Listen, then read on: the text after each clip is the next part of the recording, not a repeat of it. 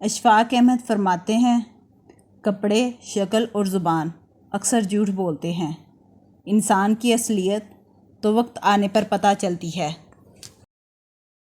شدید دکھ ہوتا ہے جب ہم کسی پر اندھا یقین کریں اور وہ ثابت کر دے کہ ہم واقعی اندھے ہیں۔ مشکل دستک دے تو خوف زدہ نہ ہو، آگے بڑھ کر دروازہ کھول دیں، کیونکہ کامیابی ہمیشہ مشکل کا بیس بدل کر آتی ہے۔ نیکیاں کرتے جاؤ، دریا میں ڈالتے جاؤ۔ جب کبھی زندگی میں طوفان آیا تو یہی نیکیاں کشتی بن جائیں گی۔ روٹی کھا کر لفظوں والا شکر تو سب کرتے ہیں، اپنی روٹی کسی کے ساتھ بانٹ کر شکر نصیب والے کرتے ہیں۔ اللہ کو لفظوں سے خوش کرنا چھوڑ دیں، عمل پکڑ۔ عزت نفس کی بہترین شکل وہ خاموشی ہے جو آپ عین ایسے وقت میں اختیار کرتے ہیں جب لوگ آپ سے دھماکہ خیز کلام کی امید کر رہے ہوں۔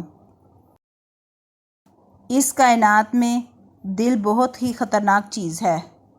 خطرناک اس لیے کہ یہ اکیلا رہتا ہے، اکیلا سوچتا ہے اور اکیلا ہی عمل کرتا ہے۔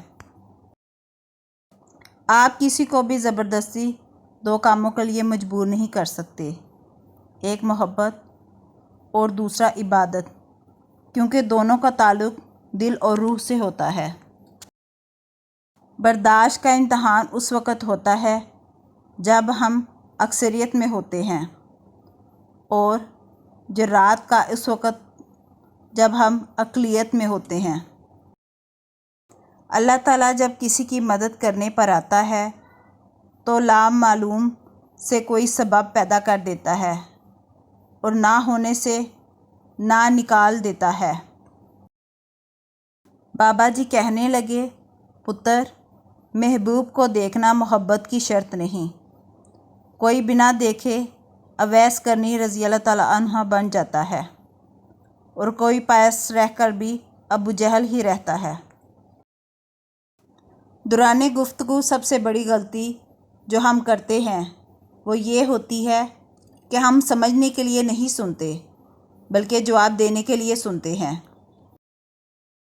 سکون کہاں چھپا ہوا ہے؟ غفلت ہو جائے تو سجدے میں اور گناہ ہو جائے تو توبہ میں۔ بابا جی کہتے ہیں، پتر، منایا تو ناراض ہونے والوں کو جاتا ہے، بیزار ہونے والوں کو تو اللہ حافظ بولا جاتا ہے۔ اگر لوگ اپنی گفتگو سے اگر غیبت، بہتان اور تہمت نکال دیں تو باقی صرف خاموشی رہ جاتی ہے، جو کہ ایک بہترین عبادت ہے۔